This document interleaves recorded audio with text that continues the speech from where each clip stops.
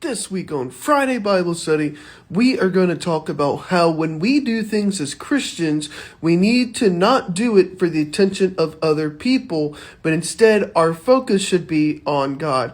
Now, this seems to be very cliche, but the thing is, oftentimes when we are praying or when we are doing things as an act of service, it can seem very appealing to put ourselves out there and make it a showy thing of, oh, look at what we're doing. But the thing is, if we do that, we are not fulfilling the reason we're doing it, which is to follow God. This all is in the start of Matthew 6, where it talks about those that will go out onto the streets and pray really loud and long prayers, when the goal for them is not to do it for God, but to do it for themselves. And as Christians, we have to understand that attention seeking and doing all those things is a distraction. And if we keep chasing that attention, ultimately we will fall away from God.